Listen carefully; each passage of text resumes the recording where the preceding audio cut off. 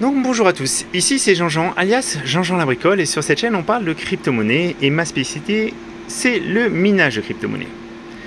Et aujourd'hui donc j'ai une nouvelle, il y a eu une nouvelle EIP qui est passée, donc c'est les Ethereum Improvement Proposal, proposition d'amélioration du réseau Ethereum. C'est la 5133 et en fait celle-ci a repoussé donc la bombe de difficulté. Mais surprise, elle devait être repoussée jusqu'à la mi-août et finalement elle est repoussée jusqu'en septembre. Donc ça a l'air d'être une très bonne nouvelle en soi pour nous les mineurs qui voulons continuer à miner encore un petit peu d'Ethereum. Mais finalement, quand on regarde bien un petit peu ce qui est en train de se passer sur les marchés, c'est vraiment pas une bonne nouvelle. Donc je vais vous expliquer tout ça, on va passer tout de suite sur l'écran de l'ordinateur. Après ma belle petite transition bien entendu. Alors, la source déjà de l'information, c'est sur le Twitter de Flexpool que j'ai vu ça. Son of the Tech aussi, mon collègue américain en a fait une petite vidéo pour dire que effectivement il y a des chances que ça se passe comme ça, parce qu'en fait donc la bombe de difficulté elle devait être retardée à la mi-août et finalement elle est renvoyée à la mi-septembre. Donc ils le disent bien, la bombe de difficulté et The Merge, c'est des choses qui sont différentes, mais il y a des chances aussi que ça soit reporté à septembre aussi, The Merge. Et maintenant, je vais essayer de vous expliquer pourquoi c'est une très mauvaise nouvelle pour nous, parce que c'est vraiment le contexte qui fait que c'est une mauvaise nouvelle. Comme vous avez pu voir, en fait, on a eu récemment des gros mouvements, et on a eu un problème, il y a eu un problème avec Celsius. Moi, Celsius, je leur avais fait confiance et je suis extrêmement choqué par ce qui se passe.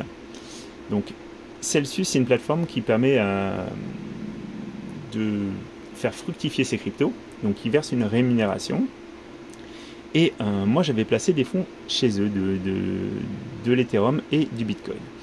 Il y a quelques jours de ça, il y a eu des annonces comme quoi il y aurait des problèmes chez Celsius parce que Celsius s'était engagé avec un protocole et c'est le protocole Lido, voilà, pour faire du stake Ethereum. Donc, et tout ça c'est lié à The Merge. Je vais vous l'expliquer parce qu'en fait quand vous aujourd'hui à ce jour, donc si vous voulez staker vos Ethereum, vous pouvez le faire. Il faut 32 Ethereum pour faire un nouveau nœud pour le staking. Par contre, en fait, vos Ethereum, vous ne pouvez pas les récupérer. Vous ne pourrez les récupérer que quand The Merge aura eu lieu, que quand le réseau sera passé à Proof of Stake. En tout cas, c'est ce qui a été décidé par l'équipe. Et le problème, c'est qu'en fait, vu ce qui s'est passé sur le marché avec le premier frais générateur, qu'on soit bien d'accord, le frais générateur, c'est l'effondrement de Terra. C'est l'effondrement du stablecoin qui a entraîné tout ce qui est en train de se passer.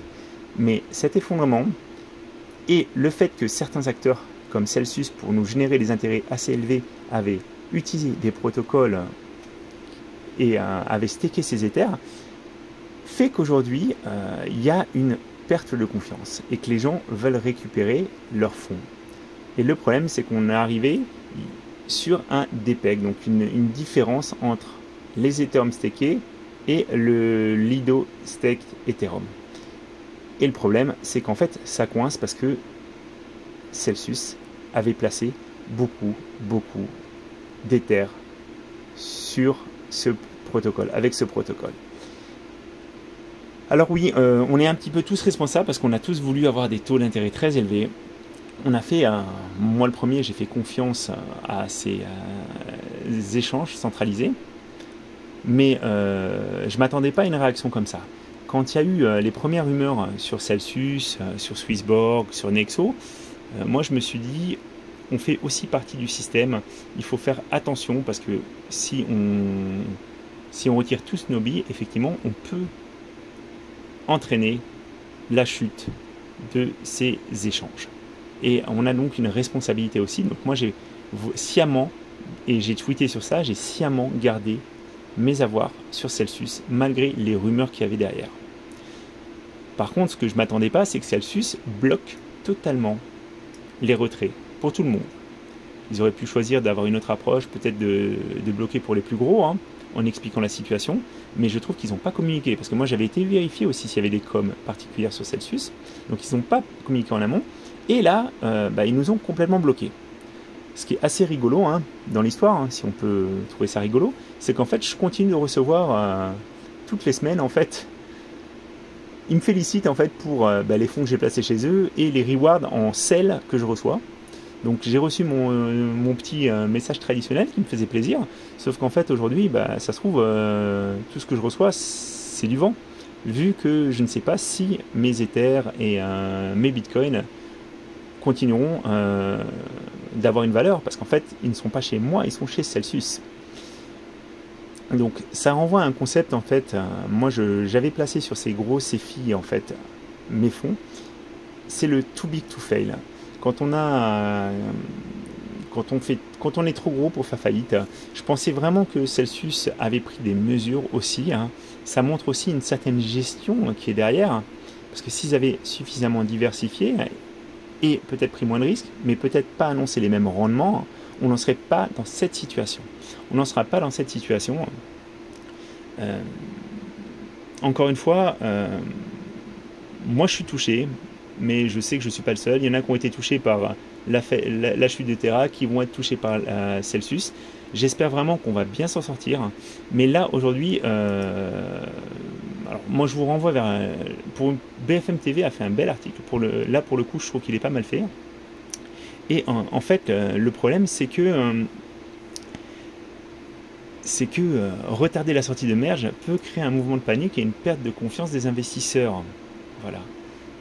C'est encore une fois, les crypto-monnaies, c'est vraiment un fonctionnement sur la confiance. Et là, pour moi, Celsius a perdu beaucoup de crédibilité dans la gestion de la crise. Alors, la crise n'est pas finie, on va voir comment ils s'en sortent. Il y a une Nexo qui a fait une proposition de rachat. Ça va très très vite, il y a beaucoup d'informations en ce moment, donc je ne peux pas forcément tout vous couvrir, mais je voulais vous sortir cette vidéo pour vous expliquer un petit peu pourquoi, pour une fois, je trouve vraiment que The Merge, le retard de The Merge serait vraiment catastrophique aussi pour les investisseurs. Moi clairement, Vitalik, Tim Beyko, j'en ai plus que marre qui n'arrivent pas à solutionner leurs problèmes, qui n'arrivent pas à avancer et enfin à nous faire passer à autre chose. Alors je sais, il y en a quelques-uns qui m'écoutent, qui minent autre chose que de l'Ethereum. L'Ethereum, aujourd'hui, c'est quand même un des coins les plus rentables. Moi, je pense que je vais en miner jusqu'au bout, mais je suis en total désaccord avec, malheureusement, une partie de l'équipe. Alors je sais qu'il y a des dissensions aussi au niveau de l'équipe qui est derrière le projet Ethereum. C'est aussi pour ça que ça a mis du temps, hein, que The Merge tarde à arriver. Mais j'en ai ma claque. Et clairement, dans les semaines qui viennent, je pense que je vais quand même commencer réellement ma migration. Jean-Jean fait de la résistance sur l'Ethereum, mais ça va finir un jour. Et je pense que je vais le provoquer un peu aussi, parce que clairement, voilà, on est dans l'incertitude aussi du fait qu'il y ait cet Ethereum qui n'arrive pas, qui ne prend pas de décision. Alors c'est pareil, too big to fail, c'est un peu la même logique. Le réseau Ethereum, c'est vraiment énorme. Il y a énormément de smart contracts qui sont derrière. Donc je comprends que ça soit complexe, je comprends qu'ils repoussent. Mais là, clairement, avec ce qui est en train de se passer avec les Centralized Exchange, c'est vraiment un peu... ça nous met dans la panade. Donc je vous le dis tout de suite aussi, j'ai commencé à retirer doucement mes billes de chez Nexo. Voilà, je vais conserver certaines cryptos, mais pour moi, les deux cryptos qui sont mes valeurs refuges, Bitcoin et Ethereum, je suis en train de les passer sur mon Ledger. Je vous mettrai en lien, maintenant j'ai un petit lien d'affiliation chez Ledger si vous voulez vous équiper. Et je vais vous faire très très prochainement une vidéo sur l'utilisation du Ledger, parce que c'est quand même très sympa. Et au moins, quand vous avez vos fonds sur un wallet, si vous avez votre clé, ce sont vos coins. Quand vous les mettez sur ces exchanges, que ce soit Celsius ou que ce soit Nexo, que ce soit même voilà, que ce soit un exchange pur ou une plateforme de lending, ce ne sont pas vos coins, vous les déposez chez eux. Donc à partir de ce moment-là, vous pouvez tout perdre potentiellement. Alors j'espère qu'on n'en est pas là, j'espère qu'on ne va pas en arriver là, mais n'hésitez pas à avoir vos propres wallets. Il y a des très bons wallets, je pense à Zelcore, Atomic Wallet, tout ça. Moi je suis pas très fan des wallets web. J'ai du mal parfois à les utiliser, il y a beaucoup de tentatives de scam aussi qui existent. Donc c'est pour ça que j'ai décidé de prendre un hardware wallet, parce que ça coûte pas très cher non plus. Et au moins je sais que normalement je suis, mes coins, en tout cas mes coins qui ont une valeur pour moi, sont à l'abri. Voilà. Donc j'espère que vous avez trouvé cette vidéo intéressante, que vous avez appris les choses. Et je vous dis à très bientôt pour le test du Ledger.